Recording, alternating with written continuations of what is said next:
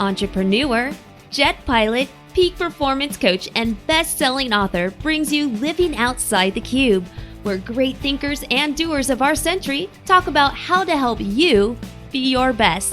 Here is your host, Fabrizio.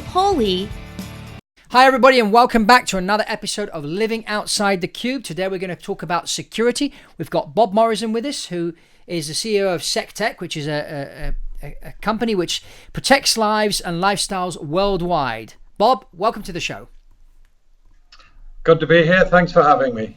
Okay, so Bob, tell us a bit about how you got into this business. So talk us through, you left school, what you got into the military, how that went, and then how you eventually got into doing the business that you're doing today. Okay, I actually had two careers running parallel. I left school, and originally for about 8.5 years, believe it or not, I was a diesel locomotive engineer. Okay. Then after that, I left and went into sales and marketing. Now, also at the same time, when I was 18, I joined the Territorial Army, now known as the Army Reserve, and came out 22 years later. So that is where I really learned about the defense aspect and the security aspect. Okay, tell us a bit about the Territorial Army and how it works. For those that aren't from the UK, we have a lot of watchers and listeners, viewers and listeners from around the world. Just tell us a bit about how the Territorial Army works and how you can almost be like a part-time army person. Okay, the Territorial Army do on Saturdays and Sundays what the regular army do the rest of the week. Okay.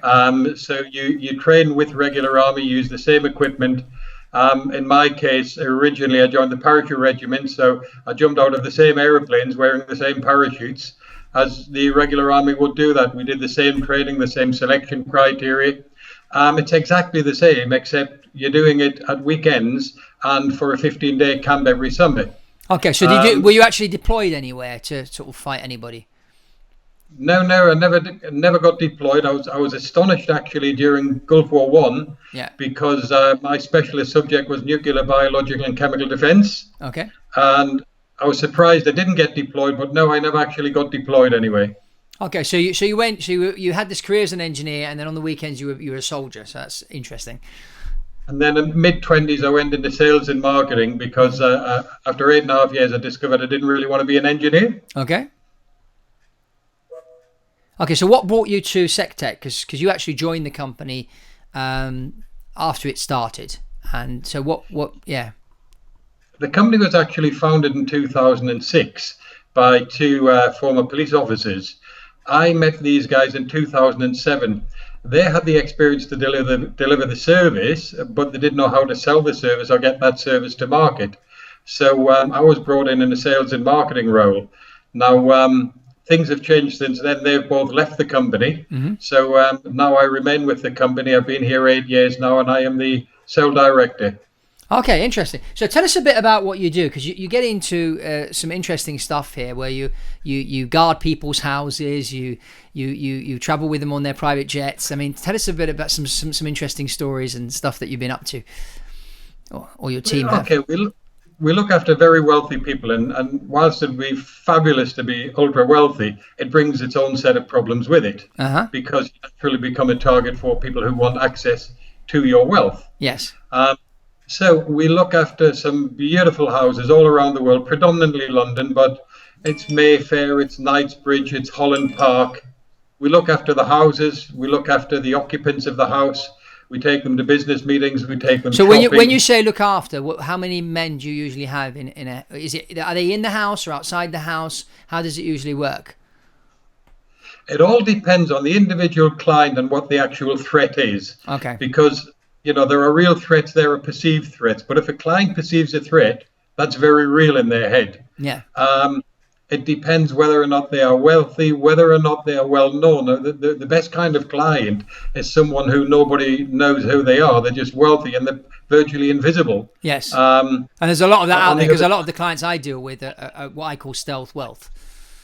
Yeah, and these are great people, and because they can actually walk on the street and they'll just need one person walking along with them. Yeah. And if they're wearing chinos and a polo shirt, our guy will be wearing the same. Yeah. So these are easy. But then you get the higher profile people, and we try to be as discreet as possible, but sometimes you actually need to make the presence known to deter would-be wrongdoers. Yeah. Okay.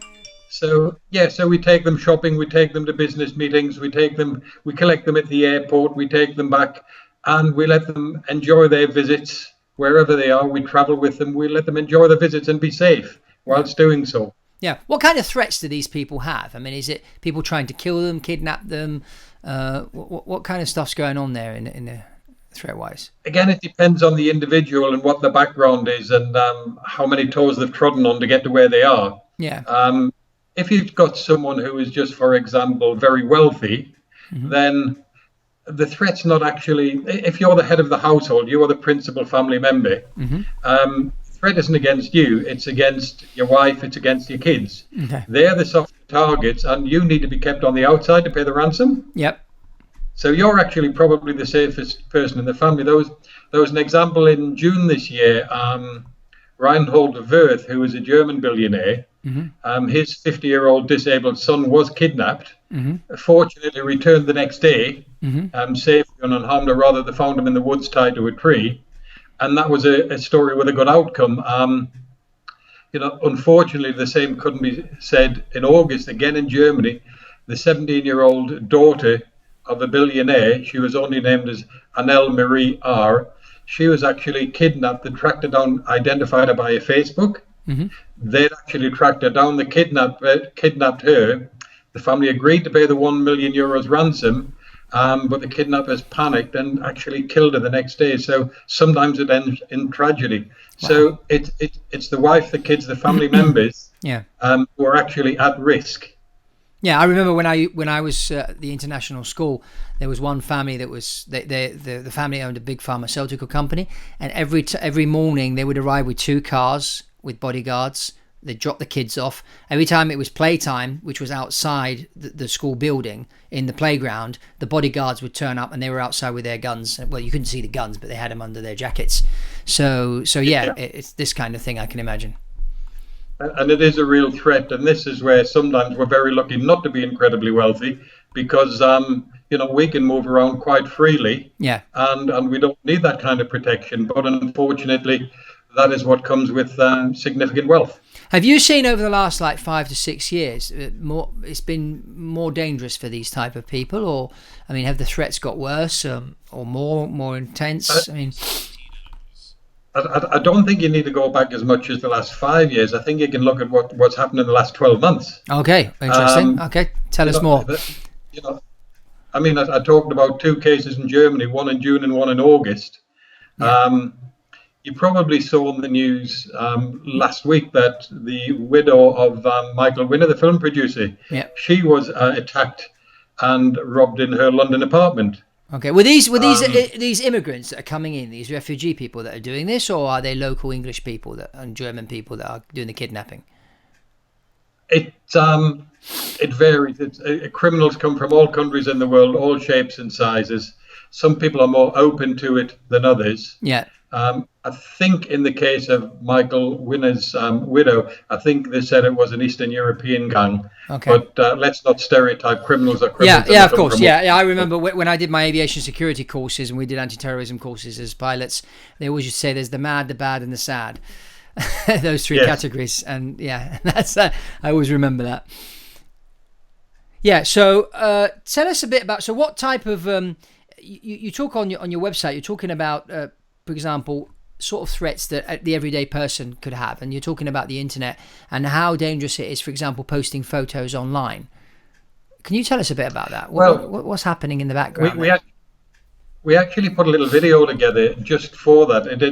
It's one of these things just to demonstrate a little bit of knowledge of IT, in that if you take a photograph on your smartphone and you've got geotagging switched on, you post that online, and from that you can actually find out the point you were standing at. You get an X, Y, and coordinate accurate to about 5 meters on the face of the earth where you were when you took that photograph. So let's say I post a photograph of me in my house, okay, and I put it on Facebook, okay. How does someone on the other side of the world get my photograph and then from there figure out where I live? Right, Facebook have actually upgraded their software, and they strip out the XY coordinates now to stop people doing that. But there are other online platforms that don't. So you can get an XY coordinate. You can take a photograph of your wife with her beautiful new diamond necklace on, Yeah. and using a bit of very simple software you can download free, you can get an XY coordinate, put it onto Google Maps, and it'll actually drop into the bedroom of your house or the living room where you stood when you took that photograph. So Okay, we so know that your this is software you download on your computer and then take it into take it onto the photograph, click, and then it tells you the latitude and longitude of where that photo was taken. And it drops it onto Google Maps as well. And we put a little video, 2-minute video, onto our website just to demonstrate this. Yeah. And when we first put it out there, it got shared something like 6,000 times in the first week. Yeah. It was incredible. Okay. Yeah. Okay. Well, we'll post that below this YouTube video. We'll post that link. Okay, great. And we'll post it also on the audio version of the podcast, so that people can click on there and go and have a watch. Because this is an interesting subject, because a lot of people don't realize. So criminals are getting more sophisticated. Then is that what you're saying? They're no longer going to burgle your house. They're going to really plan things carefully and not just go into any old house. They know what's in that house before they get in there. That is one way to do it. There's other ways as well. You've got to accept, if you've got a house in Mayfair or Knightsbridge or Holland Park, these are very expensive houses. There's probably some really good contents in there to be had as well. So whilst we protect the assets, we find that people are more important. Yeah. So we concentrate on looking after the people and letting the people move about freely. Yeah. I mean, do these places get burgled often or not? Yeah, they do. And we know this because one of the things we say to our clients is, look, I don't want you, when you go away, because a lot of the clients, they might just be in 2 or 3 days every 2 or 3 weeks, or even every 2 or 3 months. Yeah. So what we say is, when you go away, please don't put the dog in the kennels. Yeah. Leave the dog. We look after your dogs for you. Yeah. And our guys will actually take the dogs for a walk. Mm-hmm. In the streets in the area where they live. And I don't know if you've ever walked a dog, but the intelligence you can collect is fantastic. Everyone speaks to the dog first. Yes. And then, oh, isn't he lovely? How old is he? What's his name? And then you get your doggy walking friends. And then you get all the intelligence. Okay, there was a break-in at number 2.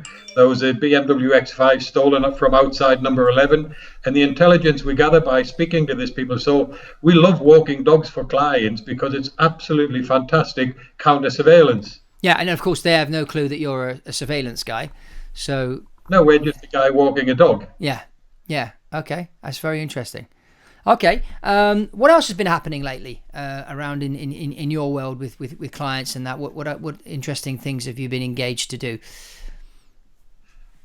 Yeah, we get quite interesting work. Something we did, and again, we quite liked it, so we put a little video together. Mm-hmm. It was one client, and because of who her parents were, there was a real risk of kidnap and ransom. Okay. And she wanted to go on the school bike ride, at a very nice boarding school somewhere in the UK. Mm-hmm. But she was going, you mentioned when by playtime the bodyguards would turn up. Well, this girl wanted to go cycling with her classmates for about 30 miles around the school and then come back. And it shouldn't be a big issue, but actually because of who she was and who her parents are, there was a big risk. Yeah. So we put a little plan together. We agreed it with this school, and 2 of our people turned up, a male and a female. And they were introduced as friends of the geography teacher, Mrs. Bell. Yeah. And Mrs. Bell had invited a friend along for the ride. So the female was actually a close protection officer, as was the male. Yeah. He went away. We said he was a keen bird watcher, which explained why he always had binoculars. He could be seen on the high points with binoculars. Yep. He was in the 4x4. They were both ex-military. He was actually a fully trained medic. The day passed. It was very uneventful. The kid had a lovely day cycling with her friends from school. Mm-hmm. Absolutely unaware that she'd been protected by 2 people. So she didn't know that this was going on in the background? No, well, her mum didn't want her to know because she the stereotype of security is a big bodybuilder in a leather jacket with a shaved head. That is the stereotype. Yeah. And mum didn't want it spoiled, which is why we sent a female operative in, introduced as a friend of the geography teacher. Yeah. And the bird watcher, her husband, was with the binoculars, could always be seen, but they were always there just in case anything happened. Nothing happened. Yes. And it's great when nothing happens because we measure success in uneventful days. How many uneventful days we've had? Yes. Yeah, that's interesting that you say that. So real security is when you can't see it.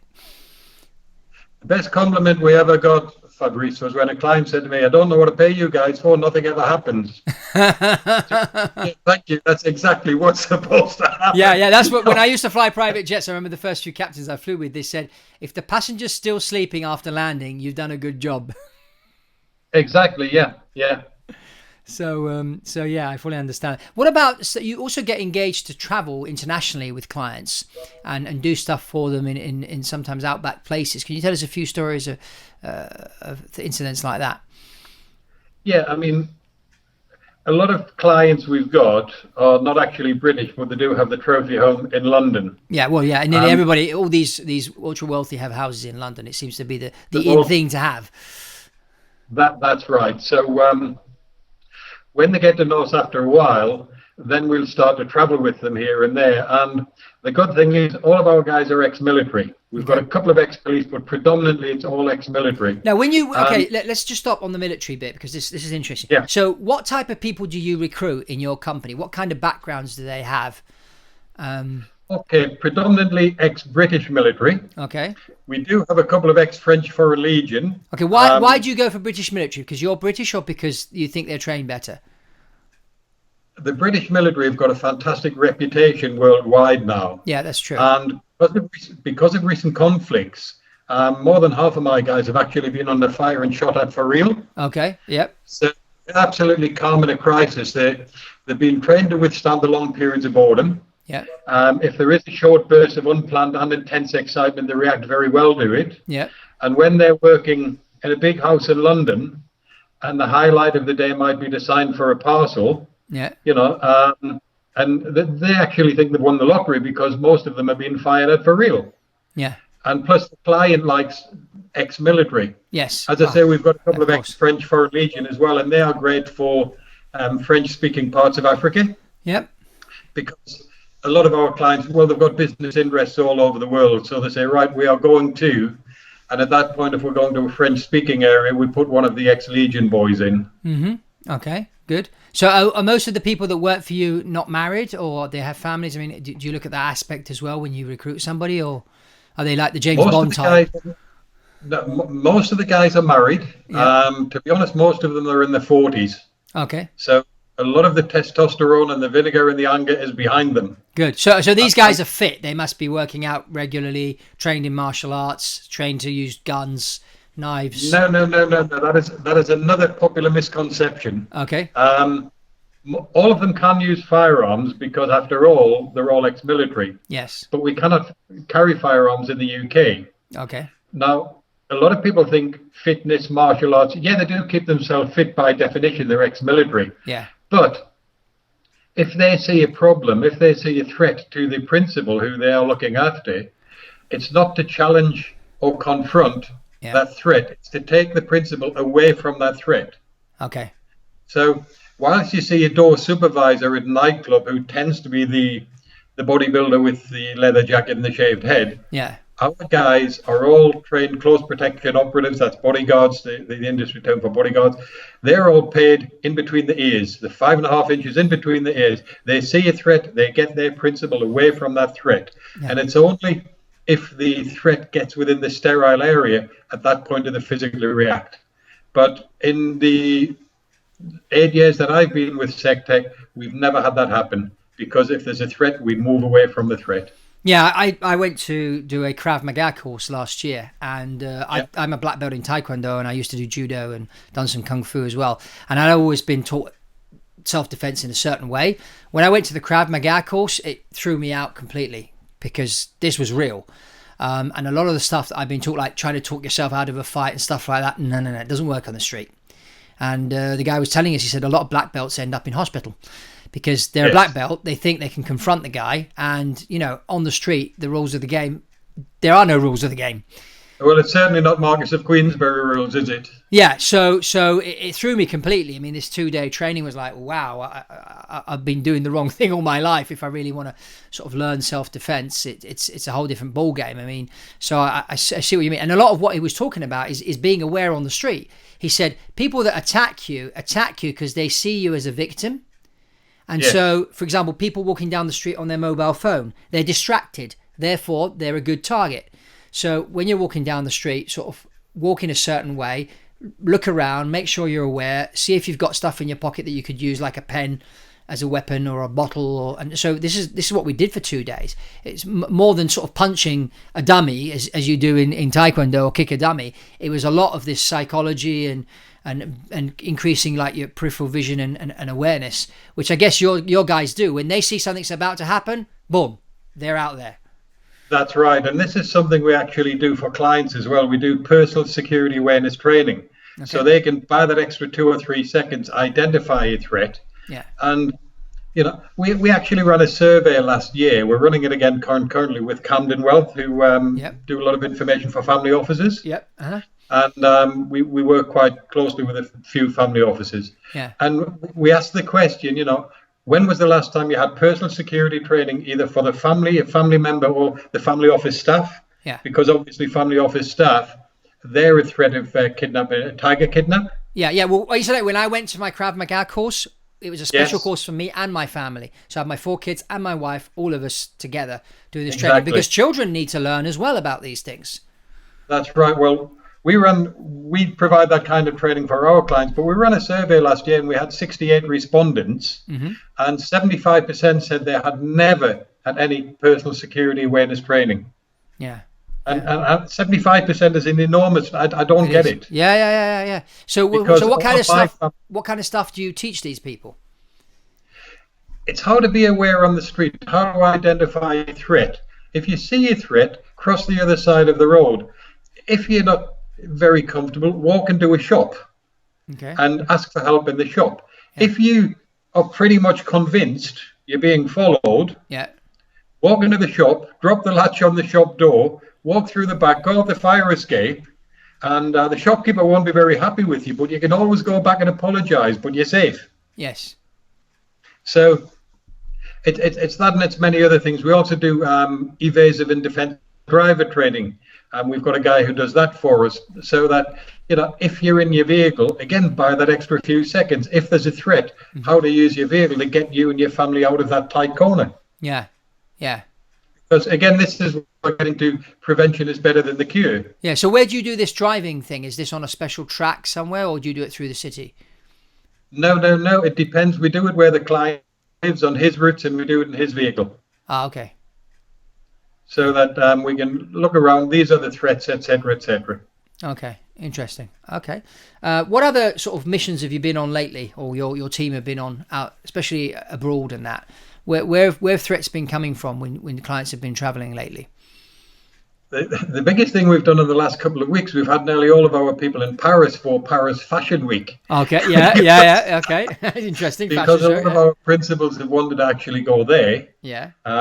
For the Fashion Week. But other threats that we're seeing, people are becoming aware about things like residential security, not just for the burglaries and the break-ins. I think it was about 3 months ago, Jensen Button was in the south of France with his wife. Yeah. And they actually got gas. The villains actually put gas into the aircon system. Okay. Knocked everyone out, then went in and cleared all the jewelry out. Okay. So, and that's quite a common crime now. Okay. They woke up a little bit groggy. So how did they get to the house? I mean, obviously the house wasn't one surrounded by a wall then, if they managed to put... And again, this is it. People think I'm in the house, I'm perfectly safe, I've locked the doors and this kind of thing. But they've been doing it for years with mobile homes traveling up and down from UK to Spain, whereby they gas them and take the money. But now they're doing the big houses as well. Okay. And okay, they lost some things and they were probably insured, but the psychological repercussions of an argument, of an event like that, they could be more painful than losing their, you're lying unconscious in bed with your wife and someone's been in the room going through the drawers, your suitcases and your pockets. Yeah, well, we had a burglary in one of our homes in the UK a few years ago. And what had happened is they got into the house through the back door with the key. And in England where they build these different estates and a company that builds houses builds these estates, and what I was told is that they use the key to my house also fits the key in 20 other houses on this estate, for example. Yes. So what happened is, as they're building, these people go in, they pinch a key and they get a copy made, and then they wait. And the night we got burgled, a few houses down the road got burgled as well. They came in through the back door. They stole a computer. They stole one of our cars on the front driveway. They stole a couple of other things. And then it looks like they got disturbed, and so they ran, but they took a car. So it was Sunday morning. I woke up and went downstairs and saw the conservatory door open. I thought, that's strange. And then I looked straight on the driveway and one of the cars had gone. So immediately called the police. And I must say they were very, very, very good. And my wife was extremely impressed because she's from Italy, and when you get burgled in Italy, they don't even come around your house. You have to go to the police station, file a report, pay to file the report, and that's it. But here they came round, I think 4 times. They took fingerprints, they interviewed the neighbours and everything. And 6 months later, they found the car in Liverpool. And they arrested the guy that was driving around with the car. He hadn't even changed the license plate. So it's interesting. But it scared us because we were upstairs with our 4 children. And this happened in the middle of the night, probably about 2 or 3 in the morning. It's really scary. Now we've got a dog and an alarm system and everything. So it's a different story. But it definitely was scary because, what happened if I came downstairs that night? Well, that's right. And the alarm system is part of it. But what we do with a lot of our clients, we've got a couple of guys on the premises 24/7. So, I mentioned earlier that we do the dog walking for them as well. Yeah. Quite often, if we see someone surveilling the house, we see someone looking at the house and we think, well, he's up to mischief. So, he's reading a newspaper, but he hasn't turned a page for 20 minutes. Yeah. Then we'll actually take the dog for a walk. Get up close with some and get some photographs. You can buy spy pens to put in your top pocket off the internet for £10 now. Yeah. We'll get up close, get some photographs, but then we'll actually challenge them on the street. Good morning, sir. Can you tell me you have business in this area today? Yeah. And we can tell by the reaction whether or not they're legitimate. If they say, well, who are you? What's it got to do with you? Mind your own business. Yeah. They're probably legitimate. Yeah. If they apologize and say, oh, yeah, sorry, and walk off, well, why would they do that if they were minding their own business? Yeah. But at the same time, we've sent a message to them. Look, there's a very aware and strong security team in that house there. Find another target. Yeah. So we do that to send people away. And that's another way we actually defend the properties for the clients. Yeah. So how soon in advance do these thieves or burglars, however we want to call them, sort of plan a burglary? How do they usually go about it? And what can we do to sort of protect our own homes from this kind of threat? Yeah, well, there's different telltale signs that you can give, whether or not a client is in residence, and they decide whether they want to hit the property when the client is in residence. We had one client, and we just took the client on, and then the day before the principal arrived, the gardeners turned up and started filling the window boxes with soil and flowers. And we said, well, what's happening? Oh, the client loves flowers. Yeah. And I said, yeah, you might as well have a big neon sign saying that, the arrival of the principal is imminent. Yeah. So he said, look, we either have flowers 365 days of the year or we don't have them at all. Yeah, okay. So consequently, there's a florist somewhere in London got a great deal because of us. Yeah, okay. Yeah, that's a good one. Okay. So again, it's all these little telltale signs. You might get... what about, these people that come and work in your house, or people that knock on your door sometimes say, oh, I've come to give a quote for the roof, or... I mean, do these sort of do this kind of thing to sort of find out who's in the house, what they do, and that's window cleaners and people like that? I mean, or is that just my imagination? No, that happens. That's what you call hostile reconnaissance. Okay.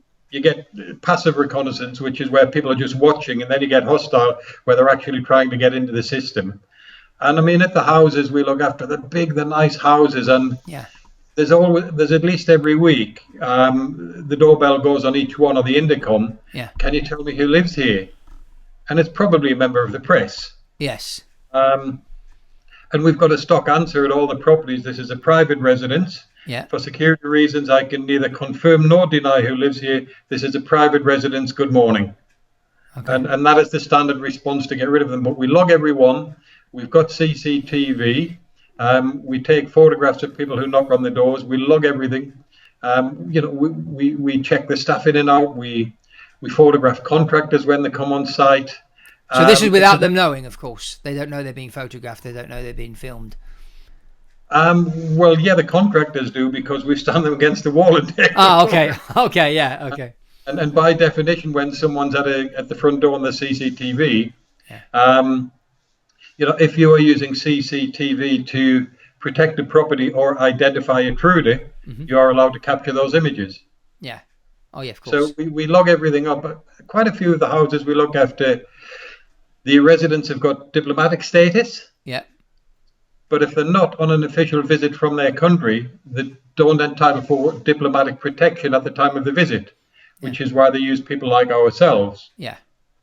So on that one there, if you're looking after a house and they've got diplomatic status, then the police response is a lot quicker than normal, and they turn up armed. So yeah, that would scare people away if they were trying to get too much information. So what would you say if someone does have a break in their house in the middle of the night and they're upstairs and they hear noise downstairs? What should they do? Just stay upstairs or go down and I mean... Stay upstairs, lock the door, call the police, barricade the door if you can. Yeah. Keep yourself safe. Keep as much distance and space between you and the intruder as possible. Yeah. If you get away with all the family silver and all the jewels, that's not a problem. You're alive, you're unhurt, you're unwell. Yeah.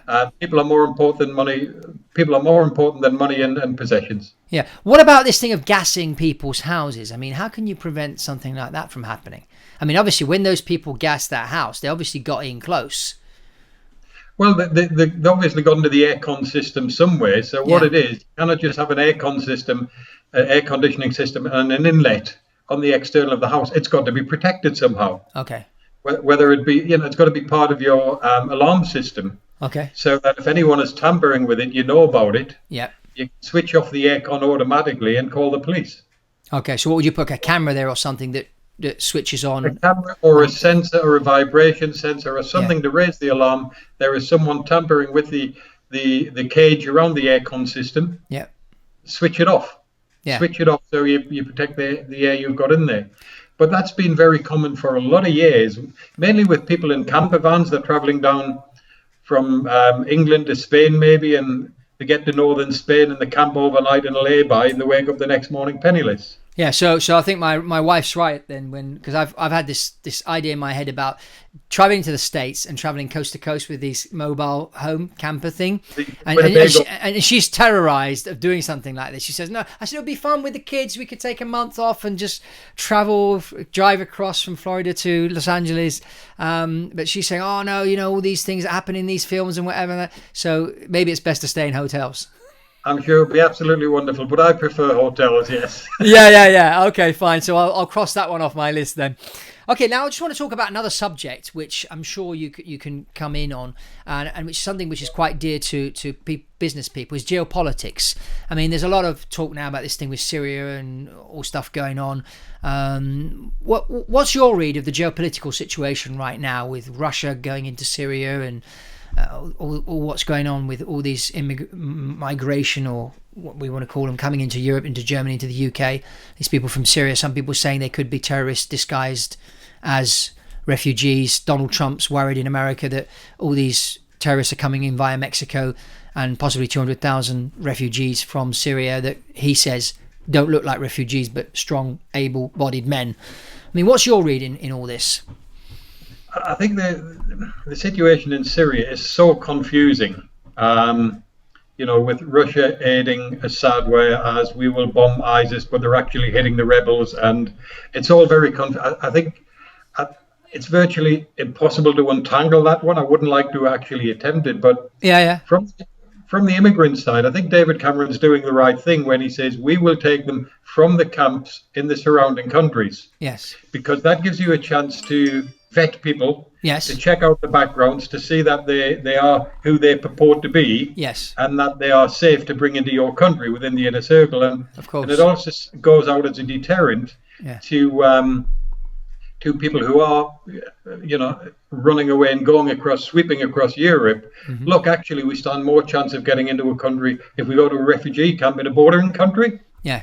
So I think what David Cameron's doing there is correct. But I mean, there are so many of them now in mainland Europe, all making their way through. Well, they get into Italy on a boat. They jump on a boat, and the boat arrives in the port down in Sicily or Bari or wherever, south of Italy. And there's like 300 people on this boat, no ID whatsoever. I mean, that's right. Could be anybody, but they're letting them in. But they're not doing that over here, which is good.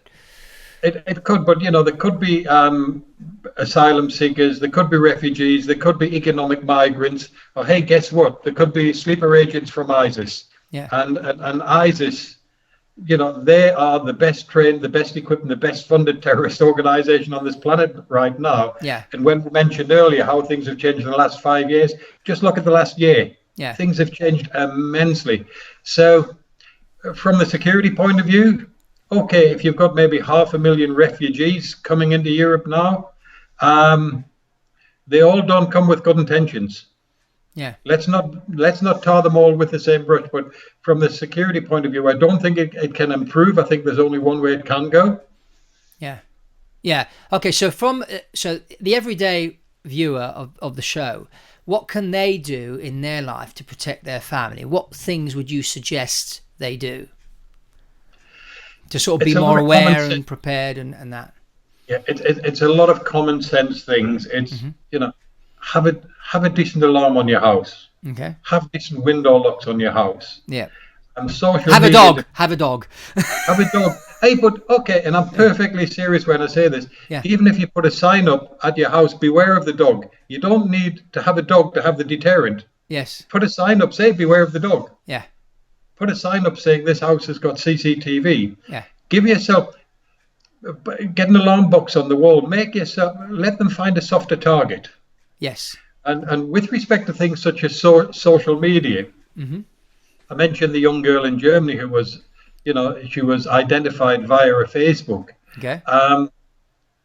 People will say, yes, we can remove things from the internet. Look, when it's out there, it's out there. Okay. And, the biggest threat to a wealthy person is the 18-year-old daughter who just got a new Fiat 500 for her 18th birthday.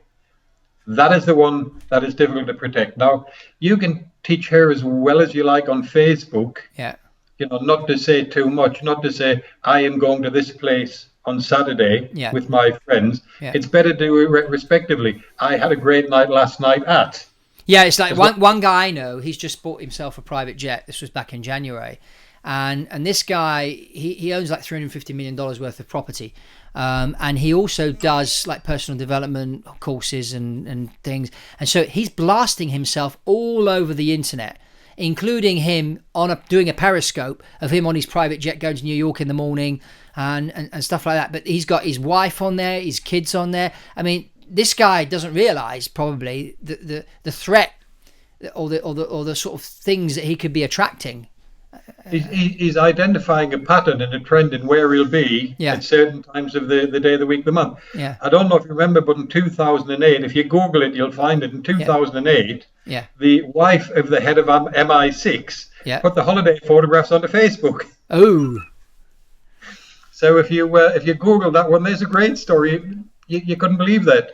But okay, even if your kids are the best, most disciplined Facebook users in the world, their friends will still tag them. They'll go out, they'll get the photographs, and someone will tag them. Yeah. Okay, so if you're doing stuff like going on a private jet or things like that, don't post any photos because immediately that flags. The best kind of security is to be invisible and blend in the crowd. Yes, I agree. There is one person we know of in London. He's not a client of ours, but he's a very clever man. Yeah. And he does have a real threat against him to such an extent. He does have an armored car that is a bulletproof car. Yeah. Now, if you're looking for him, you say, okay, I'm looking for Fabrizio. What kind of car's he got? Is it a Range Rover? Uh-huh. Is it a Maybach? What is he driving? And that kind of thing. Okay, he's got an armored London taxi. Oh. Now that is great security because his driver drives everywhere with his little short sleeve checky shirt on. It's a London taxi, but it's never for hire. But if his friends ever do find him, or his enemies rather, it'll take a 7.62 or a 9mm round, and he'll be perfectly safe. That is great security, being invisible, blending in. Yeah, that's very clever. Very clever. Yeah. Yeah. Discreet is the clever one. If no one knows where you are, They cannot harm you. Yes, exactly. Yeah, that's what I always say. People, when I tell them I sell private jets, they say to me, "Oh, you sell to all these rich, famous people." I said, "Well, most of the people I sell to, you never heard of, and you never will hear of." And these are great clients for us as well, because nobody's ever heard of them. No one is looking for them on the street. Yeah. And as well, where we've got Middle Eastern clients now. The Middle Eastern clients they've had their wealth 50, 60 years now. Yeah. So you need to be my parents' age to remember a time before security. Yes. So they understand security and the virtually invisible and the move about, and it's a pleasure to work with them. Yeah. The other side of the coin is people who like to display their wealth as a sign of success. Yeah. That's where it gets difficult. Yes. Yeah, like this guy I mentioned. Yeah. You got to be very careful. I mean, I used to fly for a family in Switzerland, and their uncle got kidnapped back to, I think it was in the 1960s or 70s. Their family was quite out there in the news, and the uncle got kidnapped, and he was hostage for about, I think, a month or something. Then in the end, they managed to get him back, and since then, the family have gone completely low profile. Profile. I mean, they own a fleet of private jets. They fly all over the place, but the jets are just white. There's no logo on it. And they own stuff all over the world. But you never read about them in Fortune magazine or Forbes magazine or whatever. But they've got billions. But they've become they're now moved into the stealth wealth category. And because of the uncle being kidnapped. And that is the best place to be. And I know another story of another family, and they were quite security aware, and they put lots of provision in for the kids and the wife, and et cetera, and then, hey, guess what? Grandma got kidnapped. Oh. Yeah. So it's everyone out there. Then you've got the tiger kidnapping aspect as well.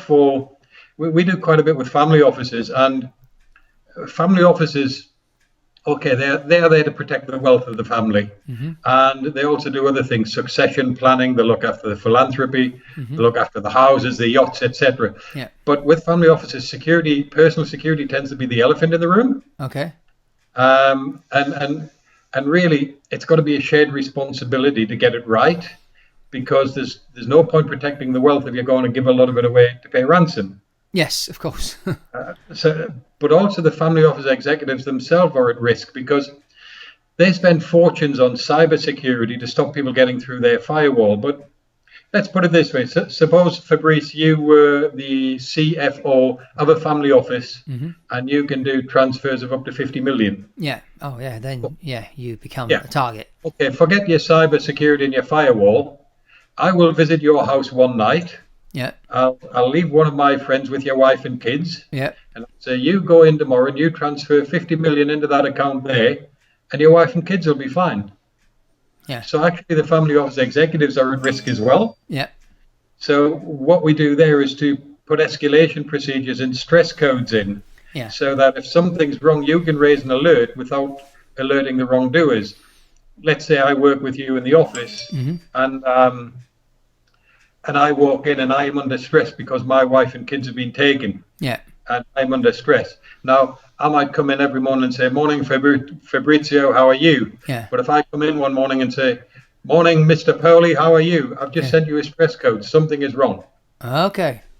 Now, at that point, you can escalate a procedure to check on my wife and kids, check on this. You can delay me.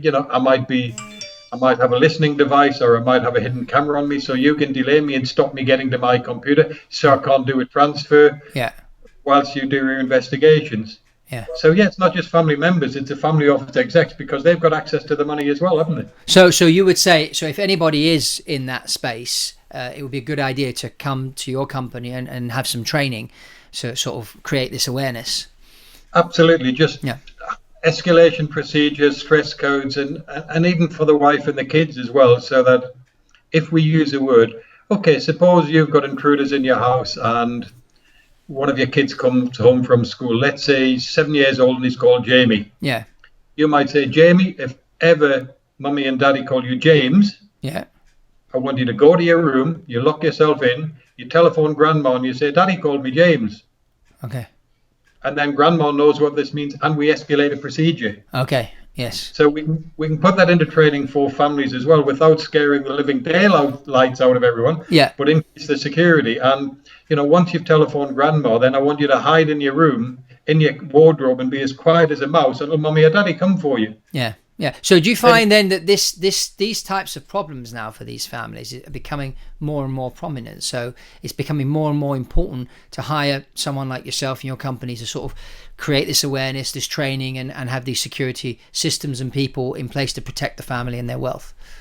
I believe so, because as the gap between the haves and the have-nots increases, so does the risk to the haves. And I mentioned earlier that then when we asked, have you had any personal security training? And from 68 respondents, 75% said no. Yeah. I haven't had any personal security training. I'm not saying you need security 24 hours a day. Yeah. I'm not saying you need to live in a fortress. Yeah. But for you and your family to spend a day, as you said you did with your Krav Maga, just to raise the awareness, raise the game, look at what might happen. Yes. That's a day very well spent. Yes. Yeah. And that's more stuff that I want us all to do. We homeschool our children, so it's sort of educating them for the real world, and I think that's really, really important, because there's so many myths out there. I mean, the myth of the black belt, as I call it. You think, oh, I've now got a black belt, I can. No, you can't, because these Krav Maga guys, I mean, they beat me up like that. And well, this is it. I get CVs and it'll say something like, and I can run a mile in 6 minutes. I'll say, great. Can the principal run a mile in 6 minutes? Yeah, exactly. And by the way, where's the car? Yeah. Where's the backup vehicle? Yeah. I mean, you got to use this more than you. Yes, you got to be physically ready to move and know what to do. But I think most of it, as you were saying, is all up here. It's all in between the ears. Yes. Yeah. Okay. So, how can people find you on the internet? How can they find your company? Where they need to go to? I will post the link below, but just if you can tell us. Okay. I mean, you can find me personally by Googling Bob Morrison Security. Yep. And then I will come up on my LinkedIn profile will appear. Yep.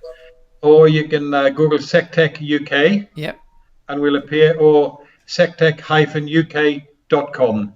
Yeah. And on the homepage there, we've got 4 very simple videos. But it's just to get people thinking. It's just to demonstrate that, demonstrate our expertise. But there's a lot more than that.